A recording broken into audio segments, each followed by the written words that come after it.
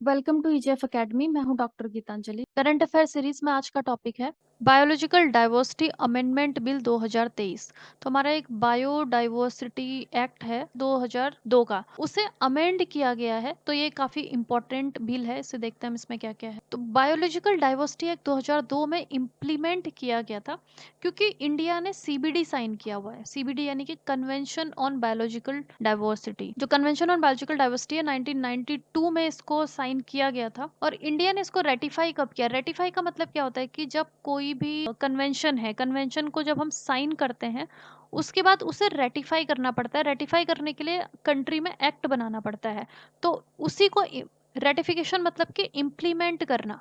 तो इम्प्लीमेंट करने के लिए गवर्नमेंट ने बायोलॉजिकल डाइवर्सिटी एक्ट बनाया था 2002 में। सबसे पहला जो एनवायरमेंटल कन्वेंशन हुई थी 1972 में हुई थी, स्टॉकहोम समिट। तो 1972 में this was the first environmental summit जहां पे बात हुई थी कि एनवायरमेंट डैमेज हो रहा है, ओजोन डिप्लीशन हो रहा है, पॉल्यूशन हो रहा है, क्लाइमेट चेंज हो रहा है, ये सारे यहाँ पे इश्यूज उठाए गए थे। तो यहाँ पे फॉर्मेशन हुआ था यूनेप का।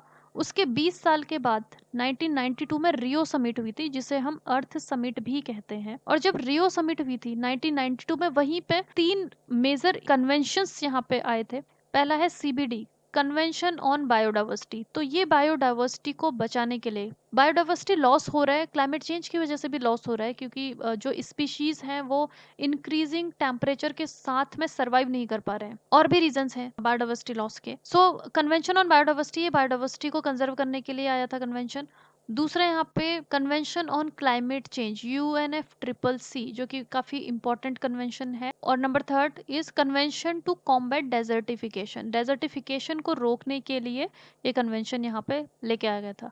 तो ये 3 मेजर कन्वेंशंस यहाँ पे इंट्रोड्यूस किए गए थे। तो अभी जो बायोलॉजिकल डाइवर्सिटी जो एक्ट है इंडिया का, ये जो कन्वेंशन ऑन बायोडाइवर्सिटी है जो इंडिया ने साइन किया था, इसी को इम्प्लीमेंट करने के लिए ये 2002 में बायोलॉजिकल डाइवर्सिटी एक्ट गवर्नमेंट ने पास किया था। सीबीडी को और हम जान लेते हैं, कन्वेंशन ऑन बायोलॉजिकल डाइवर्सिटी। तो ये 1992 में साइन हुआ था। देन ये एक लीगली बाइंडिंग ट्रीटी है जिसके 3 गोल हैं। देखो, पहला है कंजर्वेशन ऑफ बायोलॉजिकल डाइवर्सिटी। तो जो बायोडाइवर्सिटी है पूरे अर्थ लेवल पे, ग्लोबल लेवल पे, उसको कंजर्व करना है। Sustainable use of its component, जो बायोडाइवर्सिटी हम यूज कर रहे हैं, चाहे वो प्लांट स्पीशीज है, एनिमल स्पीशीज है, माइक्रोब्स है, एनी फॉर्म में जितना भी हम बायोडाइवर्सिटी यूज कर रहे हैं उसे सस्टेनेबली हमें यूज करना है, ओवर एक्सप्लॉइट नहीं करना है। Then fair and equitable sharing of benefits arising from genetic resources. देखो, कोई भी कंट्री है अर्थ पे, सपोज इंडिया है, और वहां का कोई भी बायोडाइवर्सिटी, कोई भी स्पीशीज है, उस पर रिसर्च करती है कोई दूसरी कंट्री, कंट्री ए यहाँ पे रिसर्च करती है उस स्पीशीज पे। रिसर्च करके कोई प्रोडक्ट बना देता है, कोई इकोनॉमिक प्रोडक्ट, जिसको फिर वो अपने ब्रांड नेम से बेचना चाहते हैं। तो क्योंकि स्पीशीज इंडिया का स्पीशीज है वो, तो उसके कॉमर्शियलाइजेशन से जो भी बेनिफिट होगा वो इस कंट्री ए को इंडिया के साथ में बेनिफिट शेयर करना पड़ेगा। वही है fair and equitable sharing of benefits arising from genetic resources. जो जेनेटिक रिसोर्स यूज करेंगे जिस भी कंट्री का, उसके साथ में बेनिफिट शेयर करना होगा। तो ये 3 ऑब्जेक्टिव थे सीबीडी के। तो अभी इसके 196 कंट्रीज है इसके मेंबर, इंक्लूडिंग इंडिया। इंडिया भी मेंबर है। सीबीडी के और भी प्रोटोकॉल्स हैं। एक तो है Nagoya protocol on benefit sharing, दूसरा है कार्टेजेना प्रोटोकॉल ऑन बायोसेफ्टी। इन दोनों को ही इंडिया ने रेटिफाई किया हुआ है। अब हम देखते हैं कि ये जो प्रोटोकॉल्स हैं दोनों, कार्टेजेना प्रोटोकॉल और नागोया प्रोटोकॉल, दोनों इंपॉर्टेंट प्रोटोकॉल्स हैं। ये क्या है? कार्टेजेना कोलंबिया में है। तो कार्टेजेना प्रोटोकॉल ऑन बायोसेफ्टी 2002 में ये आया था। तो ये लिविंग मॉडिफाइड ऑर्गेनिजम्स, यानी कि जो जेनेटिकली मॉडिफाइड जो ऑर्गेनिज्म होते हैं उनके रेगुलेशन के लिए है कार्टेजेना प्रोटोकॉल। ताकि अगर कोई भी ऑर्गेनिज्म है उसको जेनेटिकली मॉडिफाई किया जा रहा है तो वो एनवायरनमेंट की किसी दूसरी स्पीशीज के लिए हार्म ना करे, उसके लिए खतरा ना बने, ये यहाँ पे इंश्योर किया जाता है। तो ये जो कार्टेजेना प्रोटोकॉल है ये लीगली बाइंडिंग है और इंडिया ने इसे साइन किया हुआ है। दूसरा है नगोया प्रोटोकॉल। नगोया कहाँ पे है? जापान में है। ये 2010 में आया था और ये है access to genetic resources and fair and equitable sharing of benefits के लिए है। एक्सेस टू जेनेटिक रिसोर्सेस का मतलब ये है कि कोई भी कंट्री है वर्ल्ड में, कंट्री ए, वो दूसरी कंट्री बी को एक्सेस देगा अपने जेनेटिक रिसोर्सेस के लिए, कि आप हमारे जो जेनेटिक रिसोर्सेस हैं, बायोडाइवर्सिटी है, उस पे या फिर जो स्पीशीज है उस पे आप रिसर्च कर सकते हो, वो एक्सेस देगा। और जो कंट्री बी है, अगर इस स्पीशीज से कोई भी बेनिफिट होता है तो उस बेनिफिट को वो शेयर करता है कंट्री ए के साथ में। मतलब जिस भी कंट्री का जेनेटिक रिसोर्सेज यूज होते हैं उस कंट्री को बेनिफिट मिलना चाहिए। यही यहाँ पे नगोया प्रोटोकॉल में है। तो ये भी लीगली बाइंडिंग है और इंडिया इसका सिग्नेटरी है, इंडिया ने इसको भी साइन किया हुआ है। नागोया प्रोटोकॉल्स में एची टारगेट्स हैं। एची भी एक जगह ही है, एची प्लेस है, जापान में ही ये प्लेस है। एची टारगेट्स में यहाँ पे स्ट्रेटेजिक प्लान बनाया गया था कि हम किस तरीके से बायोडाइवर्सिटी को कंजर्व करेंगे। ये प्लान 10 सालों के लिए था, 2011 से लेकर 2020 तक का था। इसमें 20 इनके टारगेट्स थे। अब देखते हैं कि टारगेट क्या क्या थे। पहला टारगेट है इसमें कि to reduce habitat loss and degradation. Biodiversity loss होने का सबसे बड़ा जो रीजन है वो है हैबिटेट लॉस। हैबिटेट क्या है? मतलब कि फॉरेस्ट। बायोडाइवर्सिटी यानी कि जो एनिमल्स हैं, स्पीशीज है, फॉरेस्ट में ही पाई जाती है मेजोरिटी, और हम फॉरेस्ट को ही कट कर रहे हैं। क्यों? क्योंकि इकोनॉमिक एक्टिविटी के लिए, इंडस्ट्रीज के लिए। बायोडाइवर्सिटी है जिनका हैबिटेट ही फॉरेस्ट है, उनके हैबिटेट का जो लॉस हो रहा है, डिग्रेडेशन हो रहा है, उसको यहाँ पर रिड्यूस किया जाए, ये था इनका target. Fishing sustainably, over fishing नहीं करनी है। Make farming and forestry sustainable, forestry करना इट मीन्स कि फॉरेस्ट के जितने भी प्लांट्स हैं, एनिमल्स हैं, उनको यूज तो करना है लेकिन सस्टेनेबल यूज करना है। बायोडाइवर्सिटी को अगर बचाना है तो हमें सस्टेनेबल डेवलपमेंट करना होगा, सस्टेनेबल यूटिलाइज करना होगा जितने भी हमारे रिसोर्सेज हैं। पॉल्यूशन को रिड्यूस करना है, इन्वेजिव स्पीशीज को कम करना है, टैकल करना है। इन्वेजिव स्पीशीज जो होती है एक जगह से अपने नेटिव प्लेस से जाके दूसरे जगह पे वो ग्रो करने लगती हैं और वहाँ का जो नेटिव स्पीशीज है उस स्पीशीज को रिमूव कर देता है। तो इन्वेजिव स्पीशीज भी एक बहुत बड़ा रीजन है बायोडाइवर्सिटी लॉस का, तो इसे भी टैकल किया जाए, मिनिमाइज किया जाए। देन क्लाइमेट चेंज का जो इम्पैक्ट है उसको भी यहाँ पे कम करने की बात करी गई, ये भी इनका एक टारगेट था। इसके अलावा इकोसिस्टम सर्विसेज को सेफ गार्ड करना है, रिस्टोर डिग्रेडेड फॉरेस्ट, जो फॉरेस्ट डिग्रेड हो चुके हैं उसको रिस्टोर करना है। इम्प्लीमेंट करना है access and benefit sharing, it means कि किसी भी कंट्री का या कम्युनिटी का अगर हम कोई भी नॉलेज ले रहे हैं तो उसका बेनिफिट उसको देने की जरूरत है। Then improve awareness of biodiversity. देखो बायोडाइवर्सिटी कंजर्व करना है तो जो पीपल पार्टिसिपेशन, जो लोग हैं उनका पार्टिसिपेशन जरूरी है।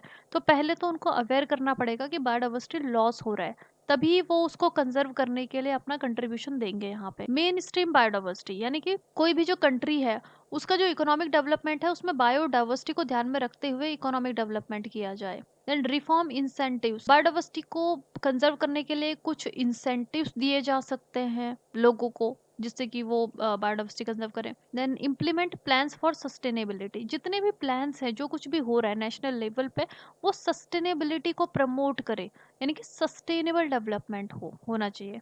Then protect and manage critical sites, जो क्रिटिकल जो बहुत इंपॉर्टेंट है, जैसे कि जो हॉट स्पॉट्स वगैरह होते हैं बायोडाइवर्सिटी के, उन सबको यहाँ पे कंजर्व किया जाए। स्पीशीज के एक्सटिंक्शन को रोकना है, जेनेटिक डाइवर्सिटी को मेंटेन करना है, इंप्लीमेंट करना है यहाँ पे एनबीएसएपी। एनबीएसएपी का फुल फॉर्म है national biodiversity strategy and action plan. It means कि हर एक कंट्री का एक प्लान होना चाहिए कि वो बायोडाइवर्सिटी को कैसे कंजर्व करेगा। जैसे कि इंडिया का जो बायोडाइवर्सिटी एक्ट है 2002 का, उसमें सारे प्लान है कि हमें क्या क्या एक्शंस यहाँ पे लेने हैं। Protect traditional knowledge, traditional knowledge यानी कि जो भी फॉरेस्ट एरिया है वहाँ पे जितने भी ट्राइबल्स रहते हैं उनका जितना भी नॉलेज है, उनको बहुत नॉलेज होता है, हर चीज़ का नॉलेज होता है फॉरेस्ट का, उसे ही हम कहते हैं ट्रेडिशनल नॉलेज है, उन सबको यहाँ पे प्रोटेक्ट करने की ज़रूरत है। शेयर बायोडाइवर्सिटी नॉलेज, जो नॉलेज है उसको शेयर करना ज़रूरी है ताकि उस पर और रिसर्च हो सके कि हम किसी भी स्पीशीज़ को कैसे कंजर्व कर सकते हैं। एंड ऑल्सो फिनेंसेस वगैरह इंक्रीज करने की ज़रूरत है। तो ये है, ये 20 टारगेट्स हैं जो कि एची टारगेट्स इनको हम बोलते हैं। तो ये सारे के सारे फोकस करते हैं बायोडाइवर्सिटी को कंजर्व करने के लिए ना। जो बायोलॉजिकल डाइवर्सिटी एक्ट है 2002 का इंडिया का, वो 3 टियर सिस्टम पे काम करता है। इट मीन्स बायोडाइवर्सिटी को कंजर्व करने के लिए या फिर रेगुलेट करने के लिए नेशनल लेवल पे तो है नेशनल बायोडाइवर्सिटी अथॉरिटी, ये नेशनल लेवल पे काम करता है। फिर हर एक स्टेट का एक स्टेट बायोडाइवर्सिटी बोर्ड है जो स्टेट लेवल पे काम करता है। एंड लोकल लेवल पे जो काम करता है उसे हम बोलते हैं बीएमसी, यानी कि बायोडाइवर्सिटी मैनेजमेंट कमिटी। तो 3 टियर सिस्टम के अंडर में ये एक्ट काम करता है। यहाँ पे बायोडाइवर्सिटी एक्ट का जो एम है दैट इज बायोडाइवर्सिटी को कंजर्व करना, इसका सस्टेनेबल यूज करना, just and fair distribution of advantages arising from use of biological resources, यानी कि कोई भी जेनेटिक रिसोर्स, बायोलॉजिकल रिसोर्स अगर यूज किया जा रहा है तो जिस एरिया का वो बायोलॉजिकल रिसोर्स है उसको बेनिफिट देना जरूरी है। तो ये 3 इसके यहाँ पे एम है।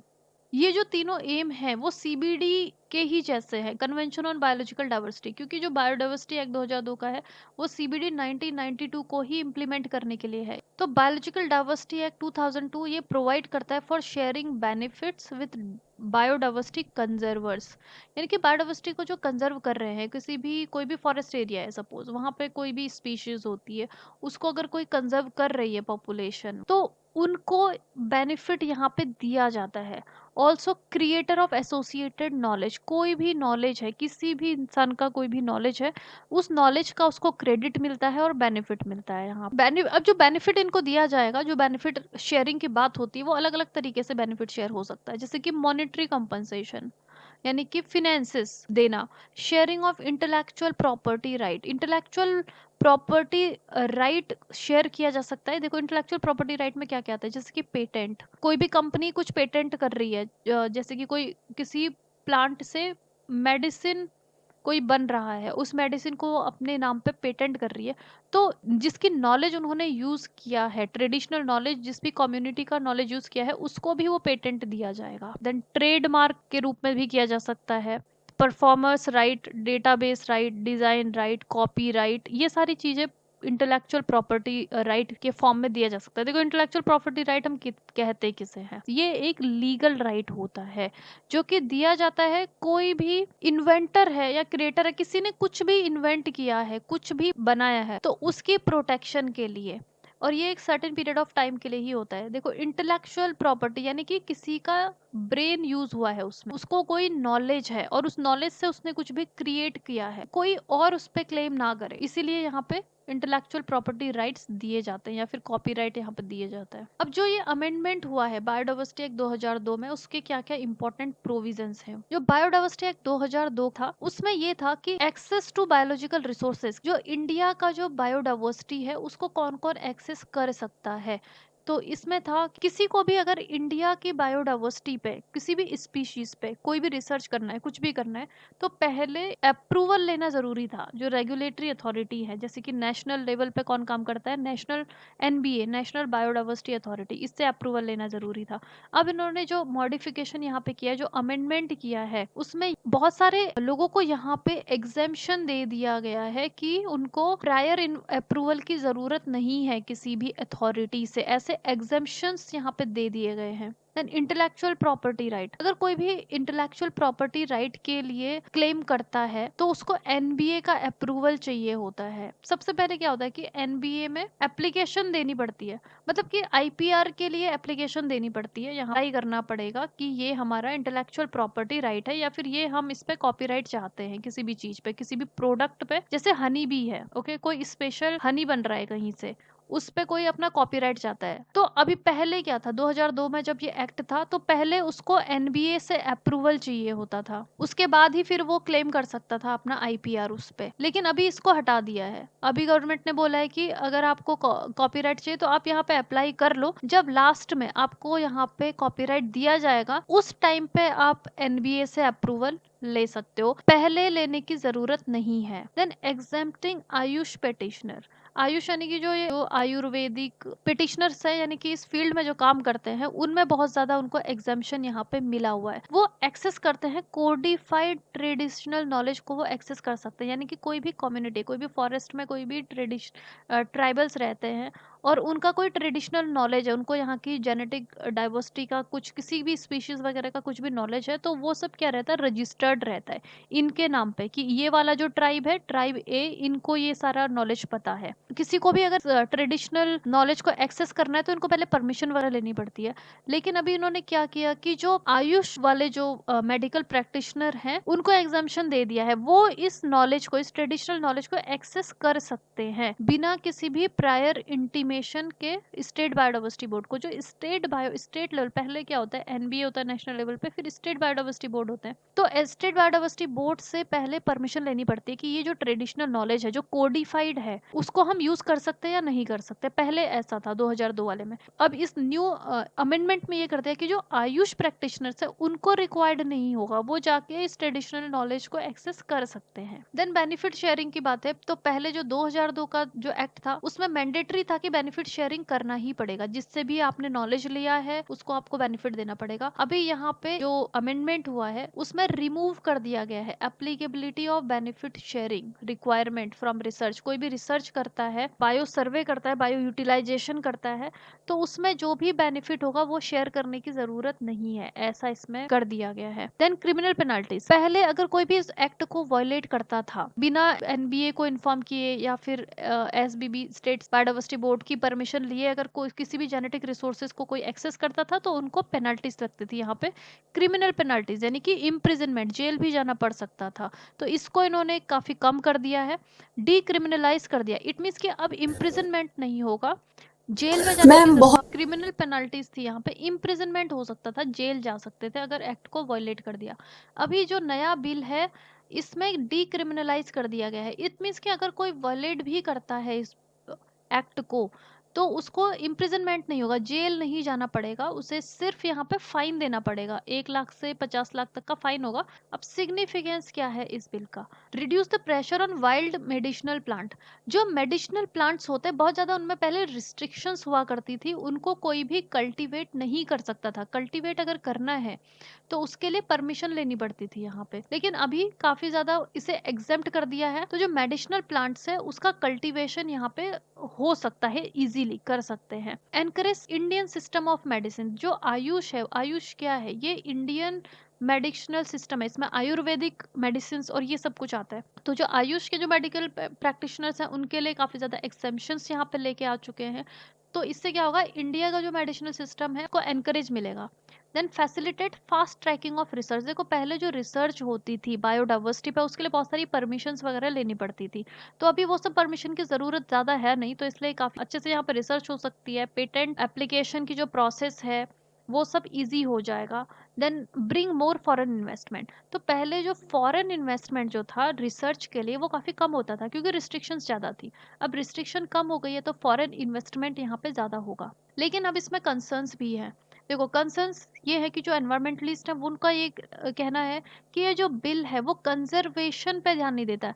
जो बायोडाइवर्सिटी बिल है वो मेनली क्यों है, एनवायरमेंट का कंजर्वेशन के लिए ये बनाया गया था, लेकिन यहाँ पे अब कंजर्वेशन को हटा के इंडस्ट्रीज को फेवर किया जा रहा है। जो अमेंडमेंट है उसमें ये देखा गया है कि वो इंडस्ट्रियल इंटरेस्ट को प्रायोरिटाइज कर रहे हैं यहाँ पे बायोडाइवर्सिटी कंजर्वेशन को छोड़ के। ऑल्सो यहाँ पे बेनिफिट शेयरिंग जो होता था पहले, जिससे कि जो कम्युनिटी है, जो फॉरेस्ट की जो ट्राइबल कम्युनिटीज है जिनको नॉलेज है, ट्रेडिशनल नॉलेज है, उनको बेनिफिट मिलता था, उस बेनिफिट को भी हटा दिया गया है, ये भी एक कंसर्न है यहाँ पे। देन डीक्रिमिनलाइजेशन ऑफ वायलेशन, देखो डीक्रिमिनलाइज कर दिया गया कि अब अगर कोई भी वायलेट करता है वो जेल नहीं जाएगा, उसको सिर्फ फाइन देना पड़ेगा।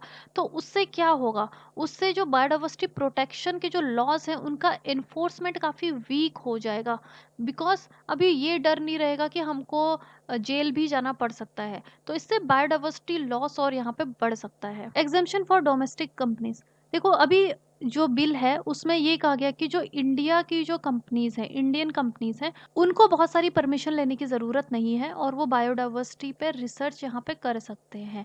फॉरेन कंट्रोल कंट्रीज, उनको परमिशन लेने की जरूरत है कोई सी भी बायोलॉजिकल जो हमारी बायोडाइवर्सिटी पे अगर वो कोई भी रिसर्च या कुछ भी उसको यूज करना चाहते हैं।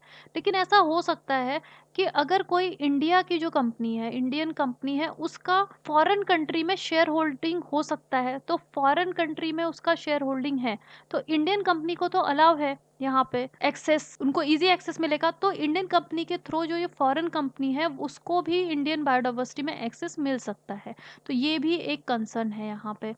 ऑल्सो लिमिटेड बेनिफिट शेयरिंग, तो बेनिफिट शेयरिंग जो होता था पहले इंडिजिनस लोगों के साथ में वो यहाँ पे काफी ज्यादा कम हो चुका है। This may lead to profiteering Indian companies, जो इंडिया की जो कंपनीज है जिनको इजीली एक्सेस मिल जा रहा है बायोडाइवर्सिटी के लिए उनको तो यहाँ पे बेनिफिट होगा, लेकिन जो ट्रेडिशनल नॉलेज जिन लोगों को है उनको यहाँ पे बेनिफिट बहुत कम होगा इस अमेंडमेंट के बाद में। ऑल्सो इग्नोरिंग कंजर्वेशन इश्यूज, देखो मेन इश्यू जो है बायोडाइवर्सिटी एक्ट आया था बायोडाइवर्सिटी को कंजर्व करने के लिए, लेकिन यहाँ पे कंजर्वेशन के इश्यू को यहाँ पे बहुत ज्यादा इग्नोर कर दिया गया है बिकॉज इजी एक्सेस देके। तो ये भी कंसर्न है कि कंजर्वेशन को और ज्यादा इम्प्रूव करना चाहिए था, लेकिन वो इम्प्रूव नहीं हुआ है, वो कम ही हुआ है यहाँ पे, बिकॉज यहाँ पे जो बिल है वो उसने रेगुलेशंस को रिड्यूस कर दिया है। रेगुलेशन को और ज़्यादा स्ट्रांग होना चाहिए था बट यहाँ पे रेगुलेशन को रिड्यूस कर दिया गया है, जिससे कि जो बिजनेस इंटरेस्ट है जो इंडस्ट्रीज हैं उनके इंटरेस्ट को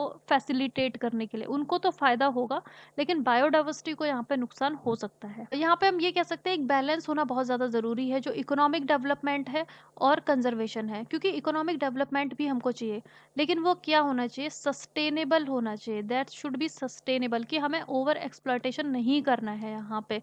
और कोई भी लॉ अगर बायोडाइवर्सिटी से रिलेटेड या एनवायरनमेंट से रिलेटेड बनता है, तो उसके लिए जो लोकल कम्युनिटीज़ है, जो इंडिजिनस पीपल है, साइंटिस्ट हैं, कंजर्वेशनिस्ट हैं, और जो इंडस्ट्री के रिप्रेजेंटेटिव हैं, उन सब से कंसल्ट करना ज़रूरी है। तभी जाके एक अच्छा लॉ यहाँ पे बन सकता है, जिससे कि इकोनॉमिक डेवलपमेंट भी हो और कंजर्वेशन भी हो यहाँ पे। इस वीडियो का पीडीएफ आप डिस्क्रिप्शन बॉक्स में दिए गए लिंक से डाउनलोड कर सकते हैं। करंट अफेयर्स सीरीज को फॉलो करने के लिए आप हमारे चैनल को सब्सक्राइब करें। You can join our affordable courses for your better preparation. Website link is given in the description box.